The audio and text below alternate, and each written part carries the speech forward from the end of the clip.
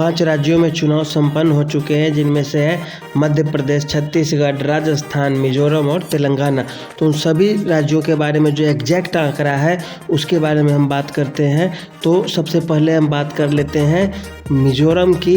तो मिजोरम में जो 40 सीटें हैं वहाँ पे मिजो नेशनल फ्रंट, जो भारतीय जनता पार्टी के साथ अलायंस में रहा था, इस बार भले वो चुनाव लड़ रहा हो, लेकिन फिर से वो भाजपा के साथ आकर वहाँ पे सरकार बना लेगी। पहले से ही वो सत्ता में रही है मिजो नेशनल फ्रंट, और वे फिर से जीत रही है। तो वहाँ पे भाजपा का फिर से जीत हो जाएगा मिजोरम में। दूसरी बात आती है छत्तीसगढ़ की। तो छत्तीसगढ़ में 90 सीटें हैं। 90 सीटों में कुल मिलाकर देखा जाए तो 50 के आसपास, 48 से 50 सीटों के आसपास कांग्रेस बढ़त बनाए हुई है। वहीं 40 से 42-43 सीटों पे भाजपा बढ़त बनाकर काम कर रही है। और यह आंकड़े अगर थोड़ा बहुत भी जिस पार्टी की किस्मत अच्छी होगी, इधर से उधर अगर हुई, तो वहाँ पे भाजपा भी सरकार बना सकती है छत्तीसगढ़ में। या नहीं भी बनाएगी तो उसके पास केवल 10 से 12 विधायक ही कम रहेंगे। तो इस तरह से देखें तो फाइट छत्तीसगढ़ में भी बहुत तगड़ी है।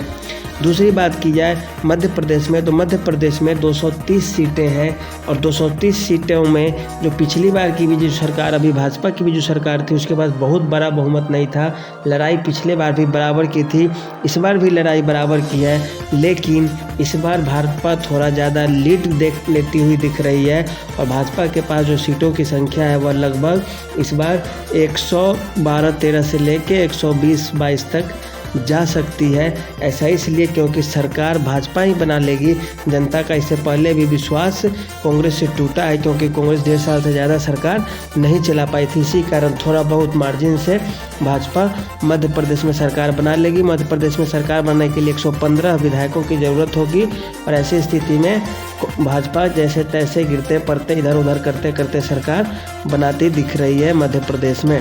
राजस्थान की बात की जाए तो राजस्थान में कुल मिलाकर 200 सीटें, लेकिन चुनाव 199 सीटों पे ही हुआ है। तो इस कारण 199 सीटों पे मतलब सरकार बनाने के लिए 100 से ज़्यादा विधायक चाहिए। और राजस्थान में भाजपा इस बार लग रहा है 130-40 के आसपास सीटें निकाल लेंगी। अगर कमी भी हुआ फिर भी राजस्थान में भारतीय जनता पार्टी सरकार बना लेंगी। और अगर आंकड़े फेवर में नहीं भी रहे तो भी लड़ाई बराबर का होगा। ऐसे में भाजपा लीड लेती हुई दिख रही है, लेकिन राजस्थान में बराबर की लड़ाई कभी नहीं होती। जो हारने वाली पार्टी होती है उसके पास 60 से 70 सीटें ही आएंगी, और जो जीतने वाली होगी उसके पास 130 के आसपास, 120 के आसपास सीटें आ जाएंगी आराम। तो राजस्थान में भाजपा लीड लेती हुई दिख रही है। बात तेलंगाना की जाए तो तेलंगाना में भाजपा लड़ाई में है ही नहीं, और कांग्रेस और बीआरएस के बीच में वहाँ पे लड़ाई है। वहाँ पे कुल जो सीटों की जो संख्या है वो आप देखें तो 119 के आसपास है। और 119 के आसपास में सरकार बनने के लिए कम से कम 60 तो चाहिए ही चाहिए। ऐसे स्थिति में अभी वहाँ पे जो इससे पहले की जो सरकारें थी उसके और कांग्रेस के बीच में, वाईआरएस और कांग्रेस के बीच में तगड़ी फाइट चल रही है।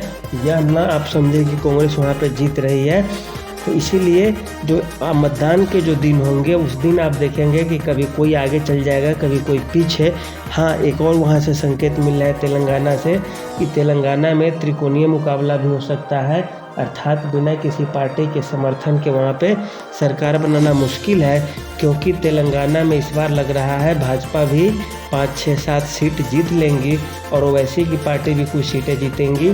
ऐसी स्थिति में देखिए, या तो किसी को ओवैसी की पार्टी से समर्थन लेना पड़ सकता है, या भाजपा को समर्थन भी देना होगा तो कांग्रेस को तो देगी नहीं, वह देगी तो वाईआरएस को ही देगी।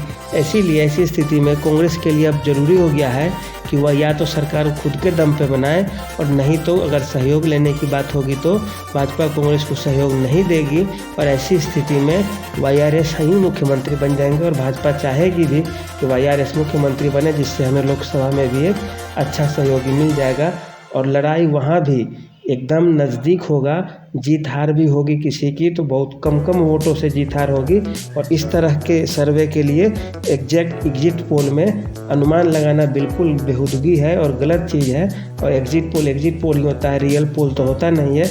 इसीलिए आप लोग 3 तारीख का इंतजार करें, उस दिन हम लाइव होंगे आप लोगों के सामने और बताते चलेंगे पूरे के पूरे गणित को। तो आज के लिए इतना ही, धन्यवाद। बस इतना ही आप जानिए कि लगभग जो 5 सीटें हैं उसमें से छत्तीसगढ़ में कांग्रेस अभी आगे चल रही है, राजस्थान में भाजपा आगे रहेंगी, मध्य प्रदेश में भाजपा आगे रहेगी, तेलंगाना में वाईआरएसआर और कांग्रेस के बीच में अच्छी खासी फाइट है। और बात की जाए तो छत्तीसगढ़ की, तो आप बताएं कि कांग्रेस लीड ले लेगी। तो आज के लिए इतना ही, धन्यवाद।